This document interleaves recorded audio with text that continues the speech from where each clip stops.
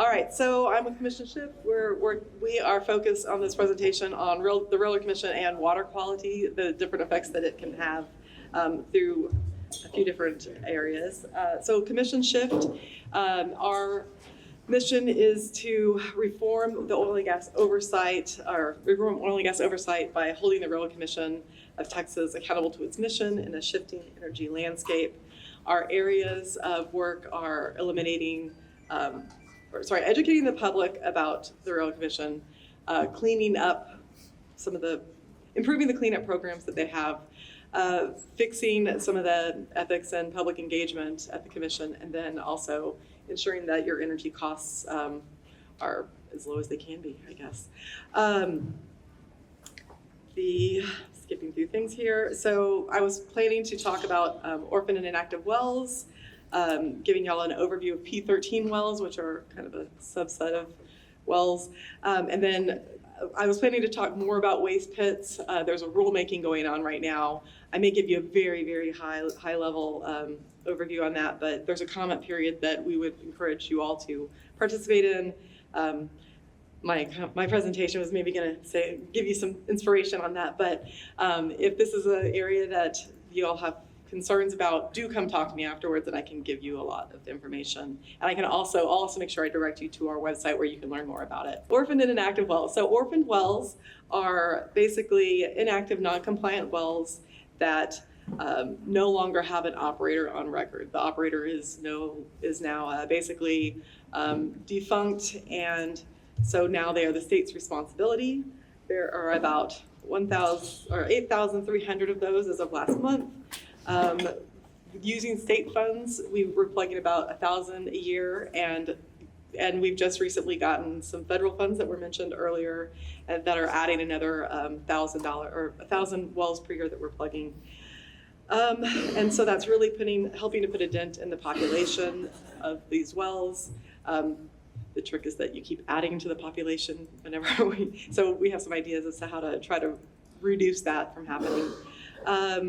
So the federal funds are coming through an IIJA program. There's about $25 million that came in the initial grant phase, and then there's some other formula and performance grants. So if we improve some of our regulatory processes around this, we can cut into that population some more by getting some more money.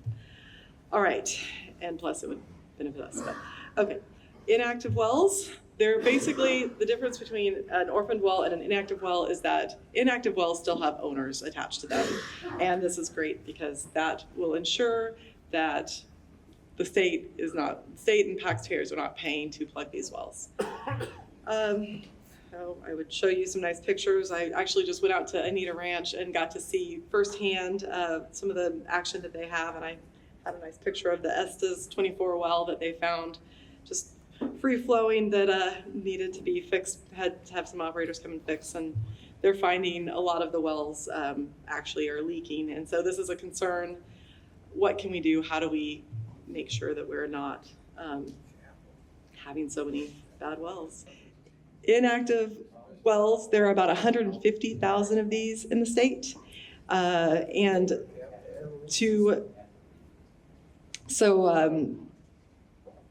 Sorry, what was I trying to say with these?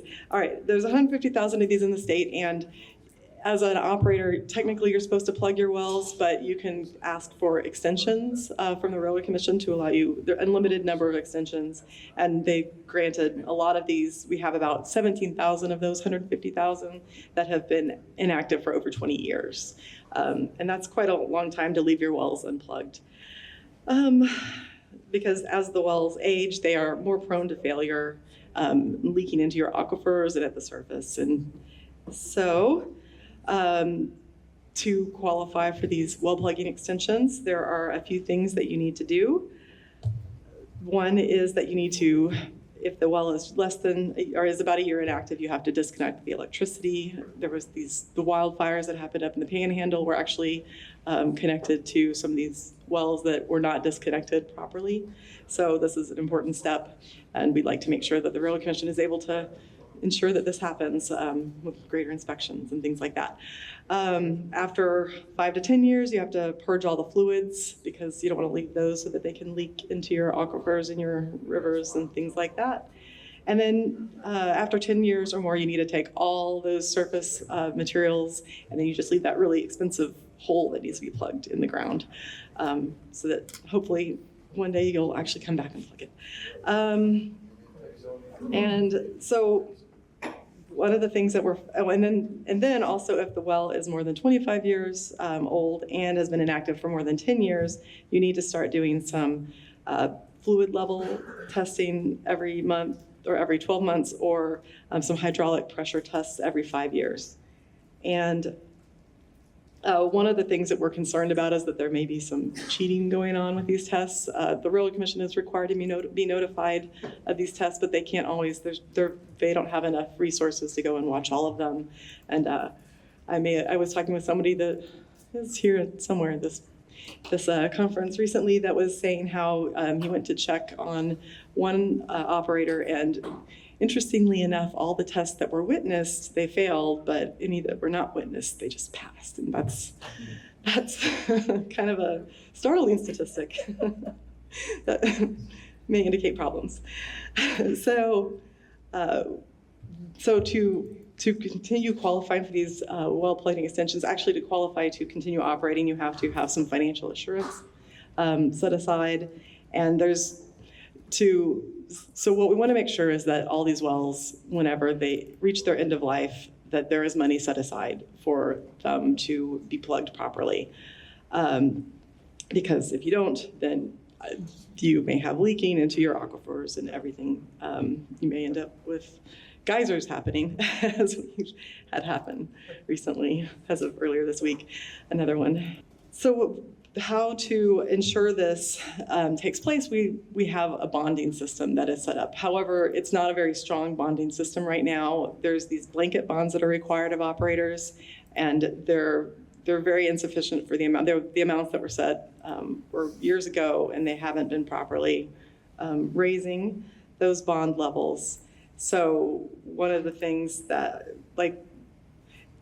there's a lot of options for operators, and one of the cheapest options that is often the one taken is that they only need to put up about a $2 million bond for a lot of wells, which whenever you only have to pay the 3% premium on a bond is like $60,000. And that's a much cheaper option than plugging 10% of your wells that may be, hundreds of thousands of dollars. Or $1 million, or millions of dollars, however much that is. Back about a decade ago, we had about 110,000 of these inactive wells that are owned by operators. That now that is steadily increased up to 150,000 wells. And that's quite an increase in a decade of all these. We're basically building a backlog of wells that are owned by operators that really need to be plugged, because the other thing that happens is as you wait to plug these wells, corrosion happens, right? And so right now, when you first, stop pumping, that the condition of that metal is in pretty good shape, right? So you'll be able to get down there and reach the bottom of the well and isolate each of the layers with cement so that you don't have communication between your oil and all of the aquifers above that you want to protect. And so ideally, we would have those things being plugged as soon as possible, because as these wells age and things start to corrode, then failures happen and things can get more expensive. You have to fish out the parts of you may not be able to reach the bottom to plug those different formations and we want to make sure that we are able to do this properly. And as you wait, things get more expensive. So it's actually a good investment to do that sooner rather than later. And requiring companies to do this sooner rather than later is just better overall. And we're not really, the plugging rates of the operators is still pretty much consistent over that decade. We're actually adding a few more orphaned wells in addition. And we're not really adding for what the Railroad Commission is plugging as quickly as we're adding to all this. The financial liability around all of these things. The state, so to plug all of the orphaned wells in that are already on the books for the Railroad Commission. It's about $318 million, according to the estimates that the Railroad Commission puts out, of about $40,000 to plug a well. There's a lot of thought that that might actually be a low number. That doesn't necessarily account for these emergencies. Maybe it does. I don't know. But the number keeps going up, and so we think that $318 million probably could be closer to even $1 billion for that. And so that's just that's what our taxpayers already have to pay. For all those inactive wells, the Railroad Commission actually requires the operators to report what they think that should cost, and that's about a $6 billion estimate.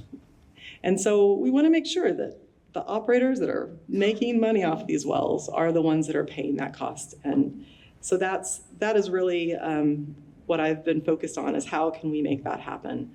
And so we have some priorities around that. One is to limit inactive well plugging extensions. We would like to eventually get that. We know it'll take time to go through that backlog, but get that to where maybe they only have like 5 years, and hopefully you will plug your wells before the failures happen. We also would like to figure out exactly how much it costs to report or to plug these wells, so that we have that information and can make better decisions off of it.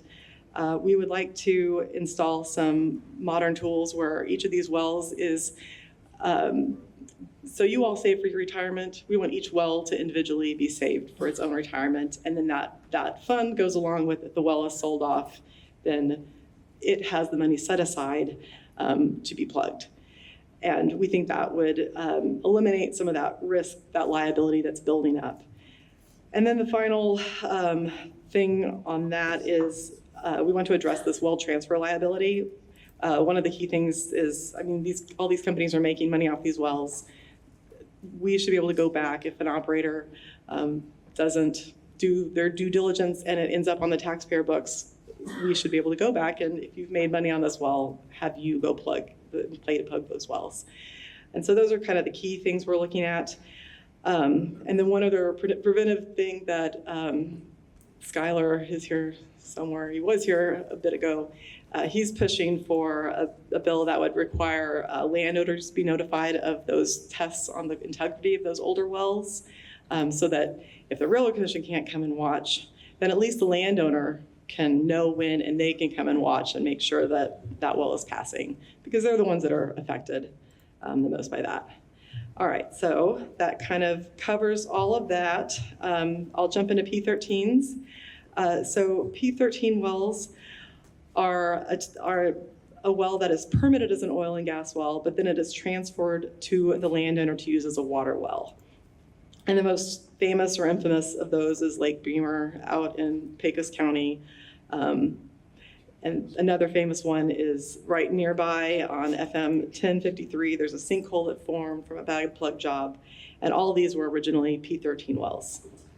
The thing about the P13 program is that it started in the 1950s. Through about 2001, the Railroad Commission basically assumed this authority that they would be allowed, or that they could just convert an oil and gas well to a water well. There was no statute. And so in a sunset process, this was identified in 2001, and they decided to formalize this program, and so the P13 was adopted, and hence the name P13 wells came about. And in this, the Railroad Commission claims that in this process, this form conveys the well to the landowner that is now and forever their plugging responsibility. And there's a huge fight happening right now with Middle Pecos Groundwater Conservation District that's pushing back on that, saying that maybe that's not how the statute reads, and maybe actually the Railroad Commission should be responsible for these oil and gas, these wells that were drilled as oil and gas wells, that they should be the ones covering the costs when they fail, and not necessarily groundwater districts that don't even have responsibility over it. Technically, if it's drilled as an oil and gas well, there's no reason that it should that it ever should not be an oil and gas well. Therefore, it falls in the Railroad Commission's responsibility. So there's been a lot of back and forth at the Railroad Commission on this, but the Middle Pecos has exhausted all of its administrative remedies, and so now they've just filed a lawsuit in district court. And so we'll see what the courts say as to whose responsibility this is. Because, well, I will stop there on that. All right, so in the short term, these P13 the thing I guess the long and the short of this for all of you is that the short term, there's a lot of these P13s that are failing out there, and they affect the groundwater in wherever these are, and so what do we do about this? If the state isn't stepping up to take responsibility and landowners just don't have the resources to take responsibility, somehow we need to address these. So in the short term, we need to figure out how we can fund addressing these major disasters. The federal funds could potentially be utilized, but we need to qualify them as orphaned wells.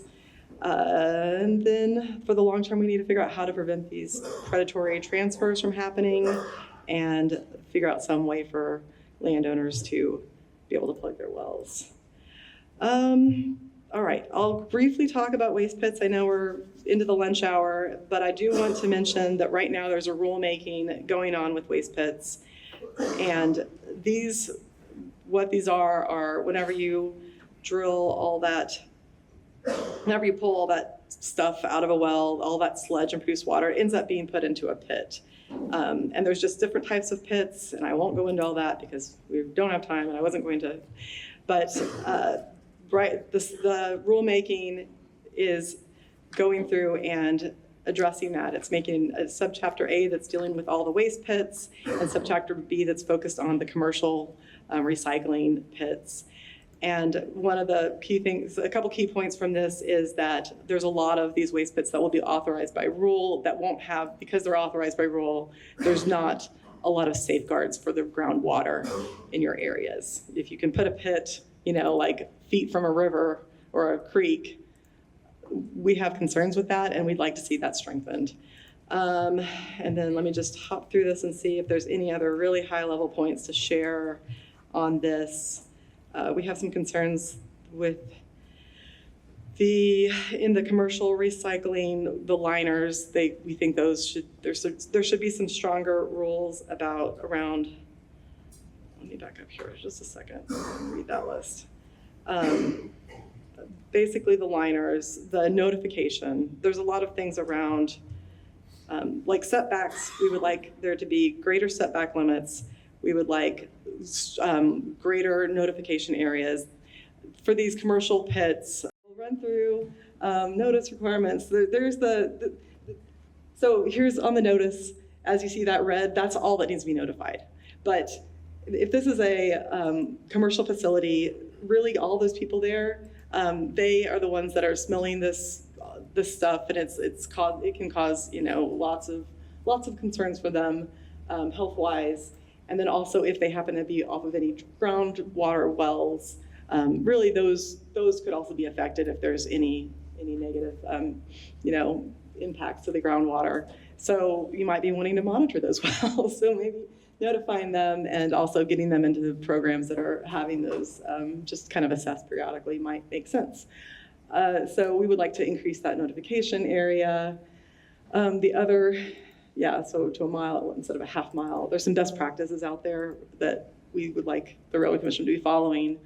There's the mile.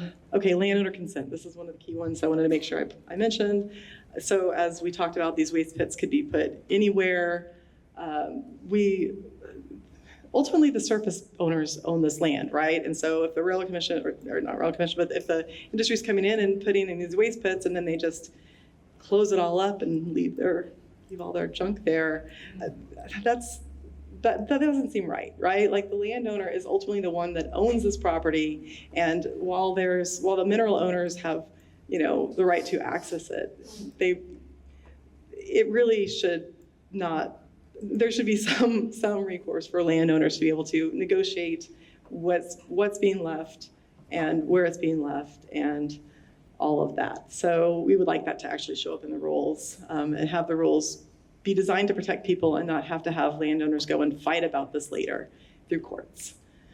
So if you are really interested, I can give you a lot more information on this, but I did want to encourage you all, it's not in the slide, but one of the earlier ones that was corrected, next Tuesday is the end of the comment period. And so we're encouraging everyone to go and comment if you have concerns around these things. And if you want to learn about all of our concerns, you can get the nice QR code from this and go to our link tree and get all the information on it. And that pretty much, I think, gets me to where I was going to end. Oh, sorry, I can go backwards. Leave it up for just a There you go, there's the waste tree, or the waste pits. So, and I think that pretty much got me to everything I was going to talk about. That's it. So.